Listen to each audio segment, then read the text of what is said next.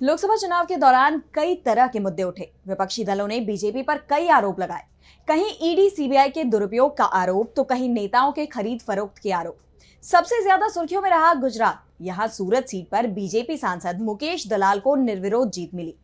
कांग्रेस ने इसे बीजेपी की साजिश करार देते हुए विरोध जताया था और अब बीजेपी सांसद का निर्वाचन संकट में नजर आ रहा है।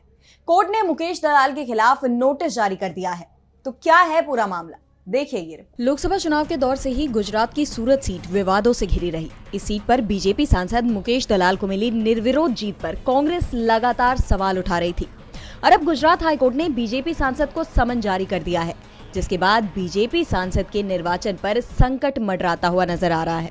दरअसल मुकेश दलाल की जीत को चुनौती देते हुए कोर्ट में 2 याचिकाएं दाखिल की गई हैं।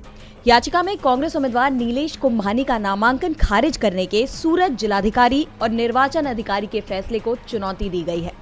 याचिका में दावा किया गया है कि कुंभानी के प्रस्तावकों ने पहले डिप्टी कलेक्टर के सामने एक आवेदन में नामांकन पत्र पर हस्ताक्षर करने की घोषणा की थी, हालांकि बाद में इनकार कर दिया। साथ ही ये भी कहा गया है कि हस्ताक्षरों का सत्यापन कलेक्टर के अधिकार क्षेत्र में नहीं आता और कांग्रेस के पास अपने उम्मीदवारों के प्रस्तावकों की कमी नहीं थी।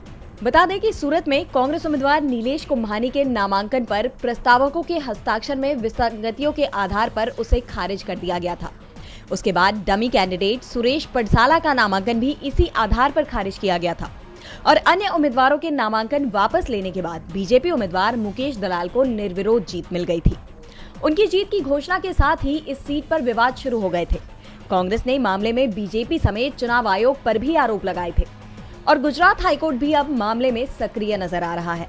याचिकाकर्ताओं के वकील ने बताया कि कोर्ट ने मुकेश से 9 अगस्त तक जवाब मांगा है। अब ऐसे में सबसे बड़ा सवाल ये उठता है कि क्या बीजेपी सांसद की सांसदी रद्द हो जाएगी।